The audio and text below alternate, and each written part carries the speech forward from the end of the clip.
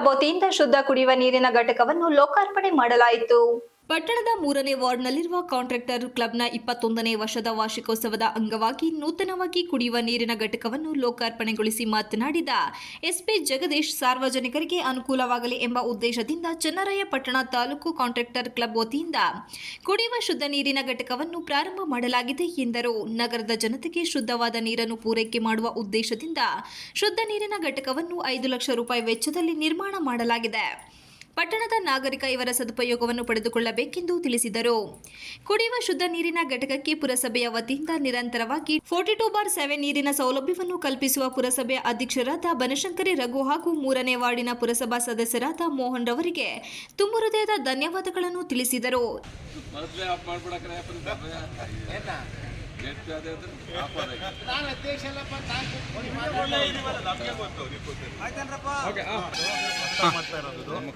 ನಮ್ಮ contractor association ಇಂದ ಸಾರ್ವಜನಿಕ ಅನುಕೂಲ ಆಗಲಿ ಅಂತಾನೆ ಹೊಸ ಮಾಡ್ತಾ ಇರೋದು. ಹೊಸ ಟೆಕ್ನಾಲಜಿ ಮಾಡಿದ್ದಾರೆ. ಇದು ಫೋನ್ ಪೇ ಸಿಸ್ಟಮ್ ಅನ್ನು ಮಾಡಿದ್ದಾರೆ. ಸಾರ್ವಜನಿಕರು ಎಲ್ಲರೂ ಉಪಯೋಗಿಸ್ಕೋಬಹುದು. ಟೋಟಲ್ 5 ಲಕ್ಷ ರೂಪಾಯಿ ಬಜೆಟ್ ಇದು. ಹೇಳಿ ನಮ್ಮ 5 ಲೀಟರ್ 20 ಲೀಟರ್ $2 ಲೀಟರ್ 1 ಲೀಟರ್. ಇದು 21ನೇ ವಾರ್ಷಿಕೋತ್ಸವದ ಪ್ರಯುಕ್ತ ಇದು ಮಾಡ್ತಾರೆ. 5 ಲಕ್ಷ ಇನ್ವೆಸ್ಟ್ ಮಾಡೋರು ಯಾರು?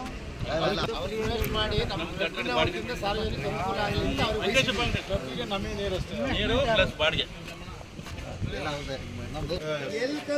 $2 1 ಲೀಟರ್ ಇದು ಮಾಡಿದ್ದಾರೆ. $5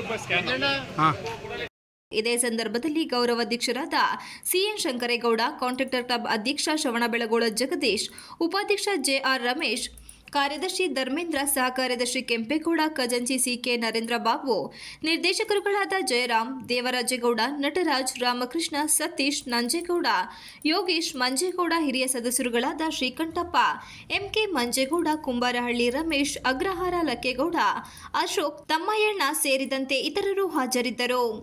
Manjunath, IK, TV 46 Malenadu news, Channarayapatna.